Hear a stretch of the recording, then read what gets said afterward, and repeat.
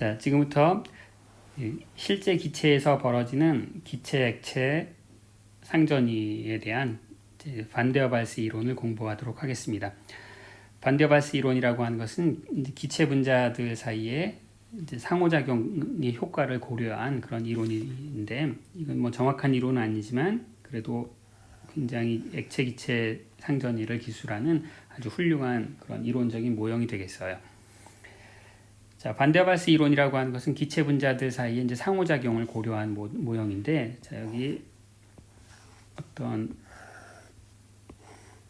기체 분자들이 있는 박스를 한번 생각해 봅시다. 자, 이 안에 기체 분자들이 이렇게 있어요. 막 돌아다니고 있는데, 자, 이상기체에서는 이들 사이에 기체 분자들 사이에 이제 상호작용을 이제 무시하고 있는 거지만, 실제 기체는 거리의 함수로 기체 분자들 사이에 상호작용이 있겠죠. 그러면 우리가 이 기체 분자의 상호작용을 기술한 이제 포텐셜 함수가 필요한데, 자, 이 포텐셜 에너지를 우리가 뭐라고 부르냐면, 기체 분자 사이에 전기적으로 중성인 기체 분자의 이 포텐셜 에너지를 기술한 걸 레나존스 포텐셜이라고 불러요. 레나존스는 사람 이름이고요. 이 이론을 제시한, 자, 이분이 어떤 이론을 제시했냐면, 자, 기체 분자들 사이의 거리를 이제 R이라고 하면, 이제 이 포텐셜 에너지를 이제 U라고 써볼까요? LJ 레나존스에서. 그러면 자, 이제 물리적으로 한번 생각해 보죠. 우리가 정량적으로 이걸 좀 계산할 수는 없고요. 물리적으로 한번 생각해 보면, 이 기체 분자는 전기적으로 중성이긴 하지만 이 내부는 이제 양전하를 띤 원자핵과 그 다음에 이제 음전하를 띤 전자들이 분포를 하죠. 그래서 이제 전체적으로는 전기적으로 중성이지만 이 내부에 전기적인 구조가 있기 때문에 이 전기적인 구조에 의해서 이제 상호작용이 유도가 돼요. 그 상호작용이 유도가 되는 건 이제 크게 두 가지 메커니즘이 있는데, 하나는 이 멀리 떨어져 있을 때는 이제 전기적인 중성인 물질이어도 서로 그 순간적인 전하의 운동 때문에 다이폴 모먼트가 이제 생성이 될 수가 있겠죠. 그렇죠?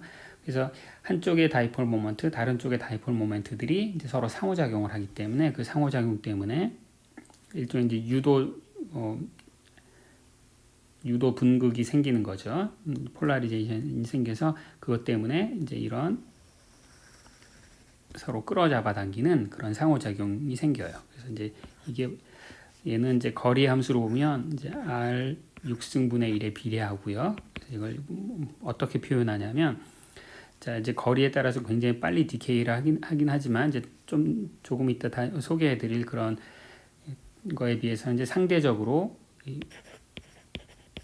멀리까지 작용하기 때문에 얘를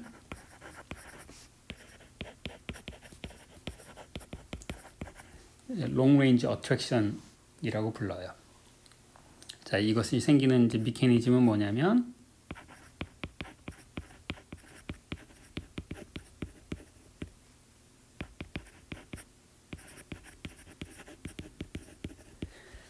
전기적으로 중성인 분자들에서 이제 유도가 서로 유도되는 다이폴과 다이폴 모멘트들 사이에 상호작용에서 생기는 거예요. 근데 이제 이런 멀리 떨어졌을 때는 이렇게 되는데, 기체 분자들이 아주 서로 가까이 접근하면 어떤 일이 벌어지냐면, 이 기체 분자 한 분자의 전자 그룹과 다른 기체 분자의 전자 그룹이 서로 직접적으로 상호작용을 하게 되겠죠. 그래서 이 상호작용이 이제 굉장히 강력하게 서로를 밀치고, 그래서 이제 굉장히 강력하게 밀치지만 얘는 이 전자와 전자 그룹이 직접 이제 만날 때 작용하기 때문에 엄청나게 거리의 함수를 이제 빨리 디케이해요. 그래서 그 크기는 대략 R의 12승분의 1. 자, R의 6승보다 훨씬 더 빨리 디케이하죠. 그렇지만 이제 가까이 가면 훨씬 더 빨리 이제 발산하게 되고, 얘를 상대적으로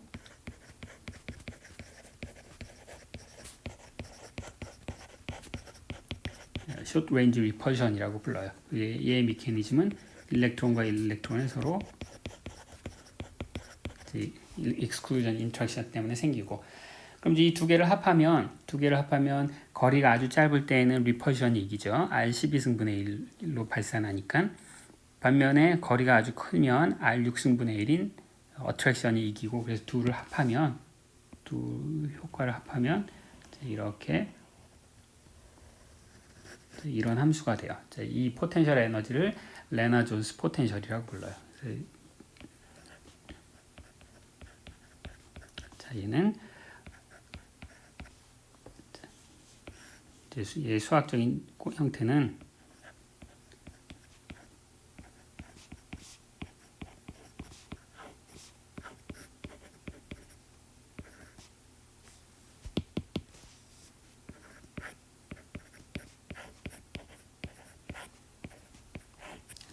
이것을 이제 레나 존스 포텐셜이라고 부르고, 실제 이제 화학이나 이런 데서 상호작용하는 기체 분자들의 몰레큘러 다이내믹스를 한다든가 뭐 이런 걸 할 때 항상 기본적으로 사용되는 이제 모형이 되겠어요.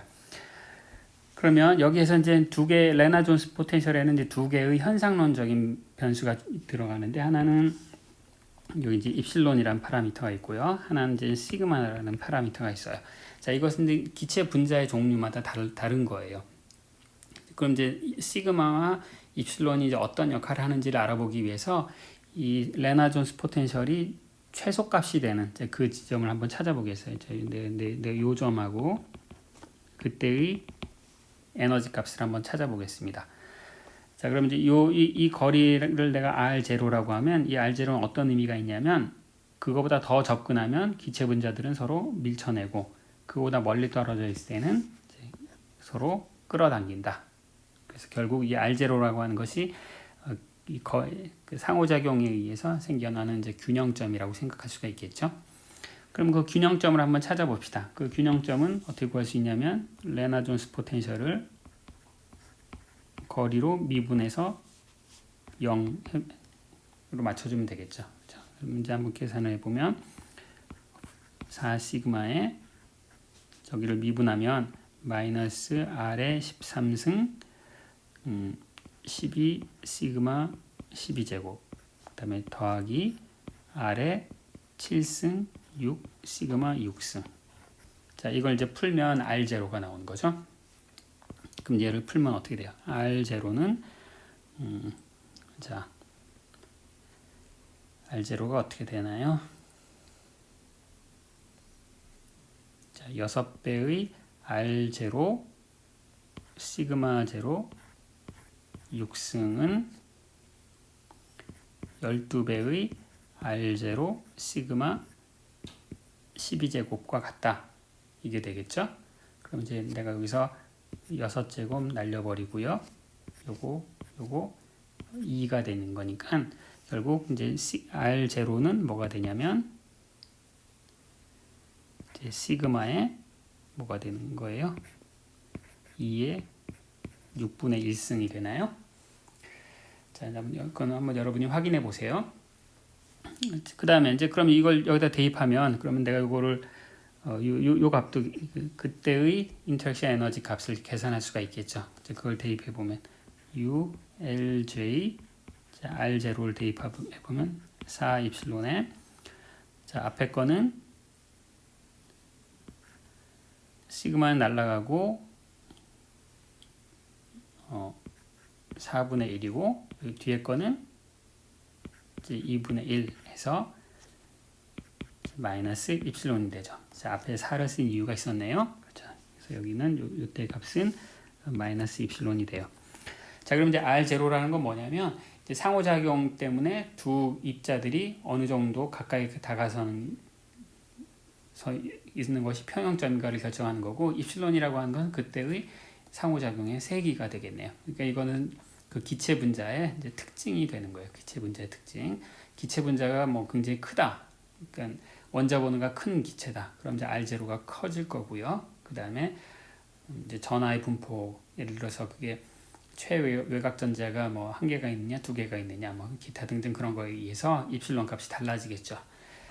자, 이게 이제 기체 분자의 전기적으로 중성인 기체 분자의 이제 특징이 되겠어요. 이제 이걸 이제 레나 존스 이론이라고 부르고요. 자, 이제 이 인풋을 우리가 사용해서 기체의 연력학적인 이제 특성을 이해해 보려고 해요.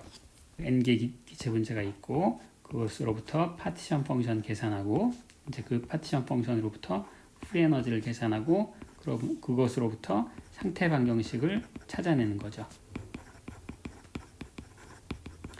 자, 그렇지만 우리가 상호작용이 있을 때에는 불행하게도 이제 이 스텝을 밟을 수가 없어요. 우리 상호작용하는 시스템의 파티션 펑션을 계산하는 것은 어마어마하게 어려운 일이래요. 그래서 제일 처음에 우선 뭐 할 거냐면 이런 이제 정상적인 원래 그 정확한 어떤 수학적인 스텝을 밟기 이전에 물리적인 직관력을 이용해서 상호작용이 어떤 결과를 만들어낼 것인가 이제 그것을 한번 추측을 한번 해보겠어요. 그야말로 추측이에요. 하지만 이제 물리적인 직관을 이용해서 자 이제 반데바이스 이론이라고 하는 것은 자 상호작용이 없을 때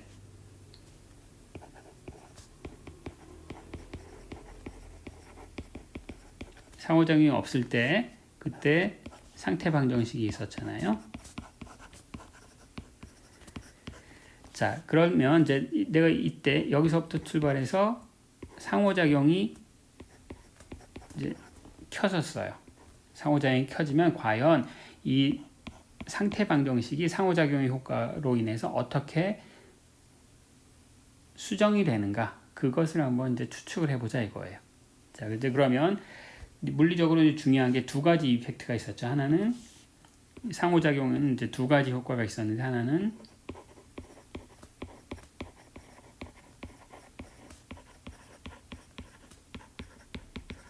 입자들이 서로 아주 가까이 다가가는 것을 막는 그런 컴포넌트가 있었고 하나는 또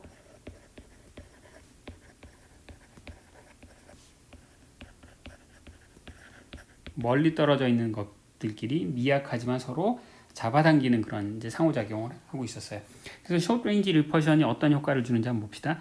자, 여기 원자가 있었고 여기 원자가 하나 있고 이제 다른 원자가 하나 있으면 그럼 이게 이제 상호작용이 없을 때에는 이 원자가 이 분자가 그냥 공간을 이제 자유롭게 막 움직일 수가 있었죠.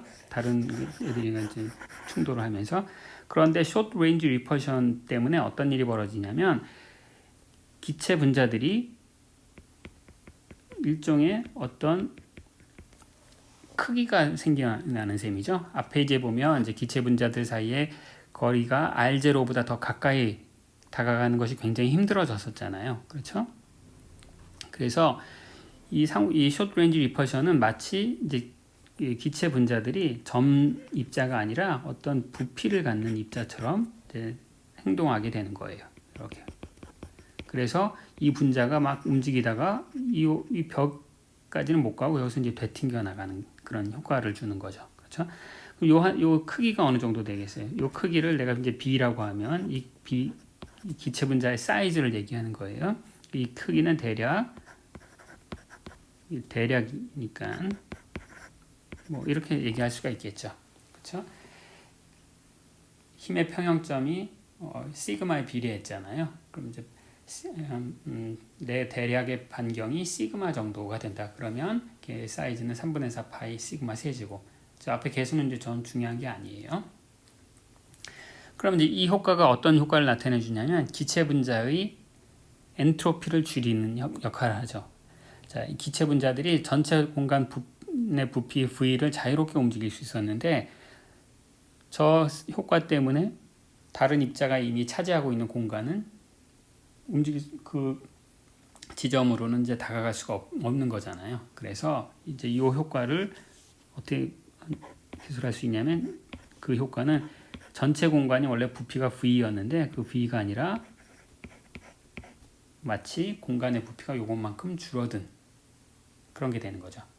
기체 분자 하나당 B만큼의 부피를 차지하고 있고 전체가 N개가 있으니까 기체 분자가 움직일 수 있는 자유롭게 움직일 수 있는 공간의 부피가 저만큼 이제 줄어드는 거죠. 그래서 이제 이 숏 레인지 리퍼션의 효과를 이제 이것으로 대치할 거고요. 그럼 롱 레인지 어트랙션 어떤 역할을 하는지 봅시다. 자, 아까 이제 박스 안에 기체 분자가 있었는데 기체 분자들이 이제 막 움직이고 있어요. 막 움직이고 있어서 이제 기체를 가지고 있는 이 벽과 충돌을 해서 이게 되튕겨 나오면 그러면 이제 이 벽의 역할이라고 하는 것이 이 되튕겨 나가는 기체 분자의 모멘텀을 이제 흡수하는 거죠. 그래서 이제 그거 우리가 다 뭐라고 표시하는 그게 바로 압력인 거죠. 압력. 공이 벽을 때리고 되튕겨 나올 때 이 모멘텀을 이제 전달하는 거죠. 그 전달하는 것만큼 내가 버티고 있어야지 이 벽이 유지가 되는 거죠. 부피가. 그래서 이제 이걸 견뎌내는 그 힘이고 그 힘을 단면적으로 나누는 그게 압력이 되는 거죠. 자, 그러면 기체 분자들 사이에 이 원거리 상호작용이 있어요. 저 멀리 여기 무수히 많은 아보가드로 개수만큼의 다른 기체 분자들이 있는데 이 기체 어떤 특정한 분자가 이 벽을 때리고 나올 때 다른 분자들의 역할이 뭘까요? 다른 분자들의 역할이 뭐냐면 기체 분자가 이 벽을 접근할 때 이쪽으로 계속 다 좀 아주 미약하게 잡아당기고 있으니까 상호작용이 없을 때에 비해서 벽을 때리는 그 충격량이 작겠죠. 아주 약한 스프링으로 다 매달려 있단 말이야. 다른 애들이랑. 그러니까 이 벽을 때릴 때 훨씬 더 모멘텀이 작아지게 되겠죠. 그래서 이 롱레인지 어트랙션의 효과는 뭐냐면 각 기체 분자가 벽을 때리는 충격량을 줄여주니까 따라서 압력이 낮아지는 효과가 생기겠죠. 그렇죠. 이제 이 롱레인지 효과는 기체 분자들의 압력을 이제 줄이는 효과를 나타낼 거예요. 그렇죠? 그래서 이 두 가지 효과를 이제 한꺼번에 이제 고려해서 상태 방정식을 이제 어떻게 바꿨을 거냐면 그러면 저 상태 방정식을 이렇게 바꿨으면 효과를 그대로 표시할 수 있을 것 같아요.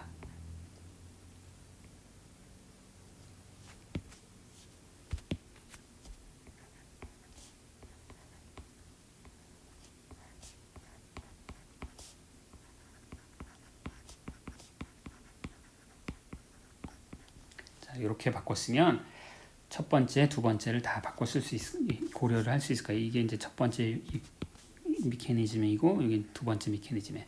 자, 부피에서는 부피가 줄어들었으니까 V 빼기 N 어쩌고 썼는데 왜 압력이 줄어들었는데 왜 P 더하기 얼마 이렇게 썼을까요? 자, 그건 이제 이걸 가지고 압력을 계산해 보면 얘는